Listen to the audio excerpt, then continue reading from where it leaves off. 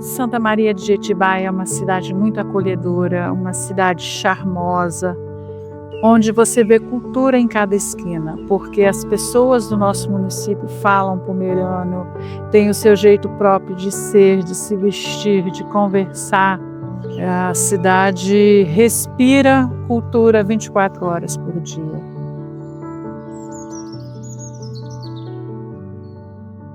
O município de Santa Maria é um pedacinho da Europa dentro do Brasil. Um povo extremamente acolhedor, que possui uma riqueza muito grande, cultural e econômica também, porque é um dos maiores produtores de hortifruti grangeiros do estado do Espírito Santo. Santa Maria de Jetibá, ela é a cidade mais pomerana do Brasil. E a música de Santa Maria de Jetibá, eu acho que ela é uma coisa muito forte, né? Principalmente a concertina, que é um dos principais instrumentos. É uma cidade de gente trabalhadora, é uma cidade de gente feliz e de gente que é acolhedora. Que aqui a cultura ela é viva, que você vai vir, vai se sentir acolhido. Santa Maria de Jetibá é uma cidade tipicamente rural, embora o comércio seja muito forte na região dos municípios vizinhos, inclusive municípios vizinhos vêm fazer compras aqui na nossa região, na nossa cidade, mas basicamente formado de agricultura. É um grande produtor de hortifruti grangeiros, com destaque para a produção de ovos, que inclusive por alguns anos se manteve como o maior produtor de ovos do Brasil, formado de agricultura familiar, então quem chegar aqui vai ver, vai estar dentro da propriedade. É uma grande propriedade agrícola, onde você a cada 100 metros vai ver uma outra propriedade. Vai ver vários tipos de produções, desde café, um pouco de gado, gengibre, que é exportado, todo tipo de verdura, muito morango e alguns tipos de frutas, como banana, por exemplo.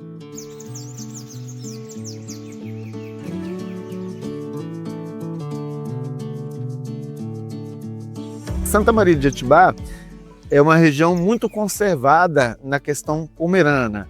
Assim como outros povos, os pomeranos estavam em dificuldades. O povo pomerano sempre foi um povo, além da dificuldade normal e geral que existia, os pomeranos sempre foram basicamente colonos ou diaristas, não tinham muitas propriedades, né? Ou melhor, não tinham muitos pomeranos que tinham propriedades, eram basicamente diaristas. E houve propaganda do Brasil lá na Europa para que viessem para o Brasil ajudar aqui na colonização e tal, assim como outros povos vieram, os alemães vieram um pouco antes. Então, movidos por esse desejo de ter a terra, que até hoje continua, de ter uma própria terra, vieram com a promessa de receber aqui seu lote de terra e embarcaram nessa aventura de muitos quilômetros no mar, né, e enfrentaram muito mais dificuldades, pelo que a gente entende, do que esperavam. 1859 até 1872 houve a entrada oficial dos pomeranos no Brasil, aqui no Espírito Santo.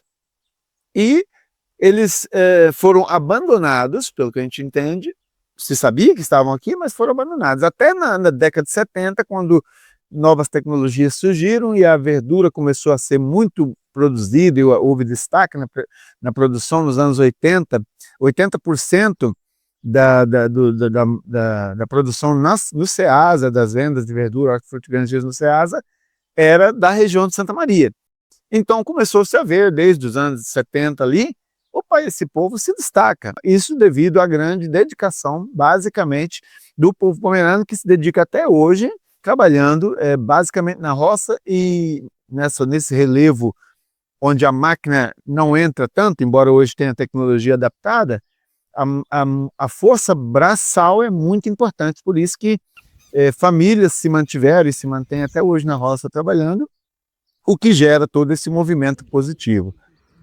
Na minha visão, o que é mais especial em nossa região é o próprio povo. É um povo que se adaptou tanto à terra que ele faz parte da terra. É um povo que não faz questão de mostrar para os outros aquilo que ele está fazendo, ele apenas quer viver. Olha, eu aprendi a trabalhar com a minha mãe, com meu avô também, e hoje eu também quero passar para minha filha, para ela aprender desde pequeno tudo que nós aprendemos da minha mãe e do meu avô. nós aprendemos a trabalhar com o vovô, né? Sem tocar, ele cantava beterraba, cantava repolho, aí três aí junto, o Adriano tinha uns 7 anos, Renato era o mais velho, tinha 12 e Leo tinha 11, né? Aí eles começaram a trabalhar com ele, e eu trabalhava na escola, merendeira, né? Aí eles tinham que fazer almoço, aí sozinho, e se virar em casa, tudo sozinho, eles faziam tudo sozinho em casa. Nós trabalhamos com hortaliça, cebolinha, salsa, coentro, rúcula, espinafre, agrião. Aqui eu tenho uma roça de morango. A gente cata 2 vezes por semana, na segunda, na quinta. Aí eu entrego no Ceasa e a gente levanta umas 4 horas, vai tendo almoço. Depois do almoço nós fica no galpão para embalar o morango e ali vai pro Ceasa. Olha, a agricultura familiar é importante para nós e para o pessoal que consome também, né? E aí, tenho orgulho de levar a comida, o morango, o tempero, para mesa do consumidor.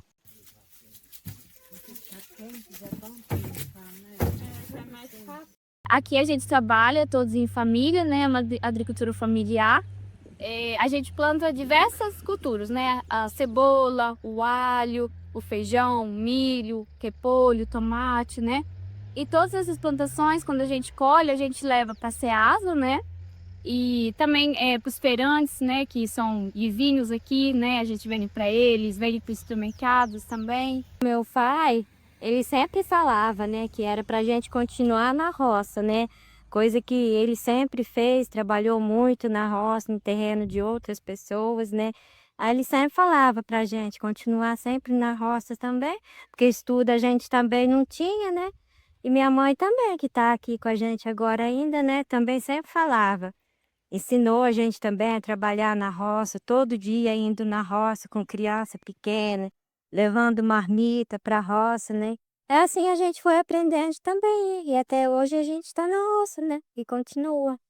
Nós colhíamos cada coisa bonita, feijão, pé grande, meia, tudo nós tínhamos assim, plantava tudo enxado sozinho. Era bom mesmo naquele tempo. Hoje em dia não faz tudo assim, não. Eles plantam tudo com máquina. Para meus netos, muita sorte, assim, muita felicidade, para escolher muitas coisas, ir à frente, o que eles conseguem fazer, eles podem fazer. Eu acho isso muito bom, e eu sempre mando e sempre falo para todo mundo escolher muita coisa e sempre ir para frente.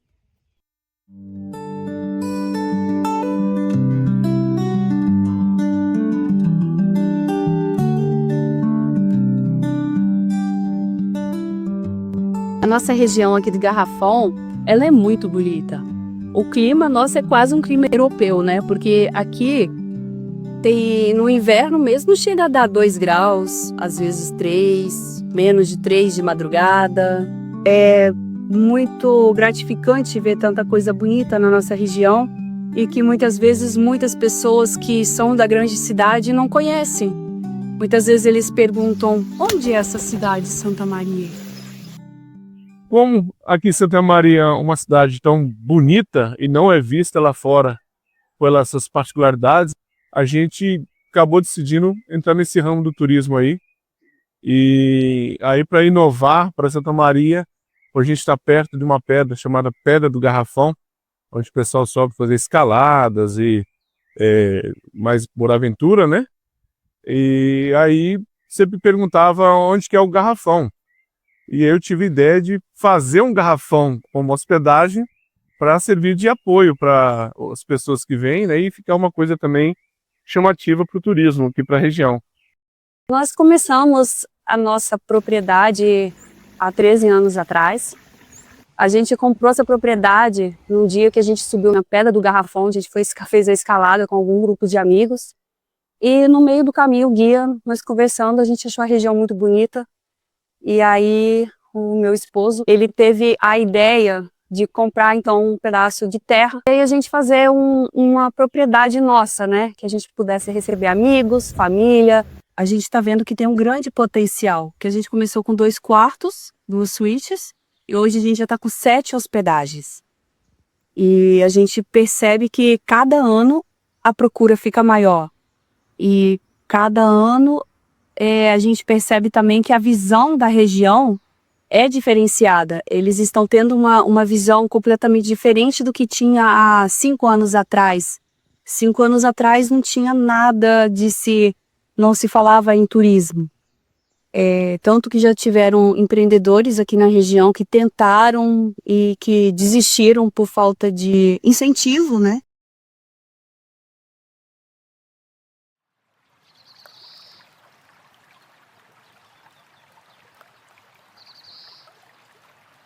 Os pomeranos vieram para o Brasil, os primeiros que chegaram nessa região, que hoje é o município de Santa Maria, chegaram em 1859, 28 de junho de 1859. Vieram de navio até a Grande Vitória, de lá vieram de barco até Santa Leopoldina, onde passaram por uma quarentena, e aí foram enviados mata dentro para se virarem cada um no seu quadrado, dessa forma, né? A minha família, quando veio em pleno inverno e não tinha casa para eles ficarem. Então, eles foram mandados para a floresta e foram orientados a não dormir no chão, porque corria-se o risco de ser picado por cobras e também tinha bastante onça na região. Então, eles foram orientados a amarrar os lençóis nos altos das árvores para dormir. Só que essa é uma região muito fria e tem muita cerração. Então, eles não conseguiam dormir à noite por causa do frio e também porque ficavam constantemente molhados por causa da cerração. Então, a minha bisavó, ela contava que ela veio criança com 4 anos.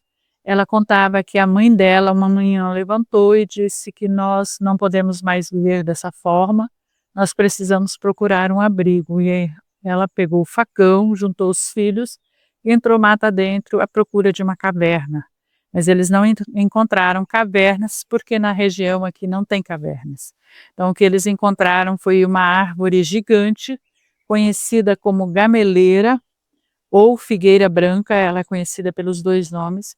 Essa árvore ela é imensa e ela tem raízes que começam do alto do tronco e vão se expandindo em volta da árvore. São raízes tão altas que uma pessoa pode ficar em pé no meio dela.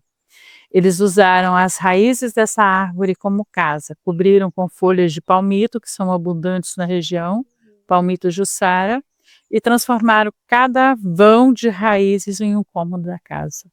A primeira criança da minha família que nasceu no Brasil, nasceu no meio das raízes dessa árvore. Dentro da cultura pomerana, a gente ensina contando histórias. Então, a gente não conta uma história simplesmente por contar. Mas cada história que a gente conta para os nossos filhos é um ensinamento. Tem uma historinha pomerana que a gente conta para os nossos filhos, que é da galinha pintadinha. E no final ela tem vários elementos, né? E no final ela chega a uma criança com o nome de Olha para o Armário. E olha para o armário, para o pomerano, significa o seguinte: todo quarto pomerano tem um armário, e todo armário de quarto tem um espelho na parte interna. Então, se eu olho para dentro do armário, eu vejo a minha própria imagem. E ao ver o meu reflexo, eu conto a minha história. E é dessa forma que a gente está há 166 anos no Brasil, abrindo as portas dos nossos armários e contando as nossas histórias. Sind willkommen im Weihenshus. Weihenshus ist ein pommerisches Haus, was gebaut wurde im Jahr 1940 und steht bis heute hin. Hier sind groß geworden der Weyens-Familie, Herbert Weyand und Luise Schulz-Weyand, mit 7 Kindern, die hier geboren sind in dit Haus. A Casa Pomerana é uma casa construída a muitas mãos e num espaço muito longo de tempo. E todos os encaixes da casa são feitos com a madeira ainda no chão. mas é feito de uma forma que cada peça tem o seu lugar único de encaixar. Para que não haja erro, todas as peças são marcadas com números romanos entalhados. O estilo de construção é o estilo enxamel, que é uma construção de montagem com encaixe sem o uso de pregos e parafusos. Sejam bem-vindos a Waianzus.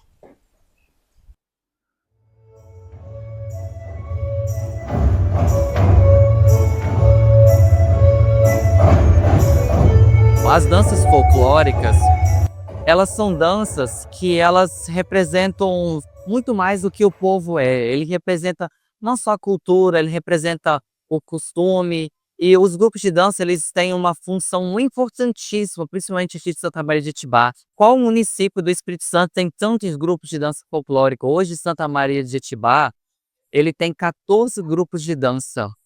E aí é essa nossa responsabilidade que levar um pouquinho das danças folclóricas, e aí eu falo de uma forma aberta, não somente a dança folclórica pomerana, porque nós não temos só pomeranos em Santa Maria de Itibá, mas as danças folclóricas pomeranas, as alemãs, as danças holandesas, as outras danças parafolclóricas também, é levar para as pessoas um pouquinho dos costumes que a gente tinha na região, tanto da Pomerânia ou da Alemanha, porque hoje as danças folclóricas, o movimento que é feito, ou a história que é contada através da dança, ela retrata alguma coisa que era vivida antigamente.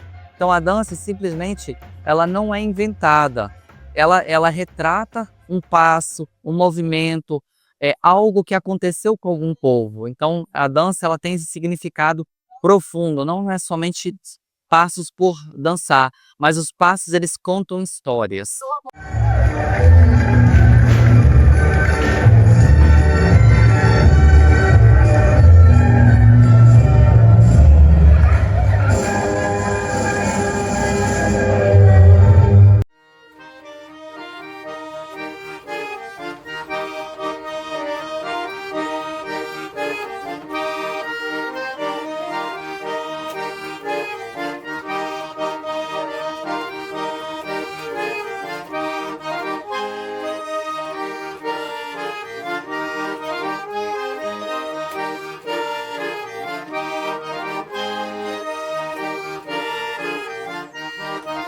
Tocar concertina, ela significa muito sobre a minha identidade, né? Sobre a minha cultura pomerana e sobre ser pomerana. A concertina, ela como é um instrumento muito antigo, ela representa muito quem o povo pomerano foi. E sempre, mesmo nos momentos difíceis, a concertina sempre traz um momento muito alegre, principalmente nos casamentos e em datas comemorativas. Então acho que a concertina ela representa muito o povo pomerano, principalmente por ser um povo alegre, trabalhador e batalhador em todos os momentos. A maioria das concertinas, elas são fabricadas à mão por pessoas que tocam já há muitos anos ou são trazidas diretamente da Alemanha. Então são instrumentos que realmente têm muito valor para Santa Maria. A relação entre a concertina e a cidade de Santa Maria de Itibá eu acho que é enorme, porque Santa Maria de Itibá é um dos poucos lugares que tem a cultura pomerana e tenta manter de pé. Então, acho que algo que mantém muito de pé ela aqui é a concertina. Como eu aprendi quando eu era criança, sempre que eu chegava nos casamentos, eu sempre via a animação que o povo pomerano tinha, principalmente com a concertina. Nas danças dos noivos, quando a gente chegava e era recepcionado. E eu acho que isso me motivou muito a aprender a tocar. E hoje isso significa muito para mim, porque muitas pessoas me conhecem pelo instrumento. E eu acho que isso significa muito quem realmente eu sou como pomerano.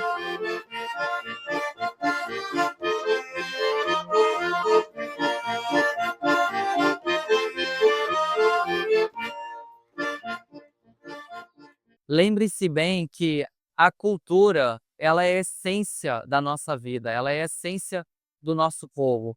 Quando a gente perde a nossa cultura, a gente perde tudo que é nosso, porque a cultura é a nossa arte, a cultura ela é a nossa vida, a cultura ela perpassa em todos os campos da nossa vida, né? A cultura ela está presente quando o vovô fala com a vovó, quando o vovô conta uma historinha para o netinho, ou quando a gente quer ensinar algo que a gente quer deixar para as futuras gerações. Então eu acho que a gente está presente, com pequenos gestos no nosso dia a dia, a gente consegue deixar um presente para as nossas futuras gerações. A cultura pomerana é um legado riquíssimo. Dentro da cultura pomerana, a gente consegue explicar toda a conduta, todo o jeito de ser, o modo de vida pomerano. Isso é um legado que a gente não pode deixar desperdiçar. É importante guardar esses ensinamentos. É importante continuar falando pomerano. Mas a gente corre um sério risco, sim, de perder principalmente a nossa oralidade, porque hoje as nossas crianças elas vivem mais no mundo tecnológico, e o mundo tecnológico não é em pomerano, ele é em português, então esse acesso, ele muitas vezes tira a criança do convívio da família falando pomerano. Mas a gente está fazendo de tudo para que isso não aconteça. Todo município de Santa Maria, principalmente, é um ponto turístico a céu aberto. Então venha, conheça as famílias, pode parar nas casas que vão te receber. Inclusive na área alta que planta muito morango, você pode colher o seu morango e levar ali direto da roça para você consumir. Venha conhecer Santa Maria de Jetibá e a cultura pomerana.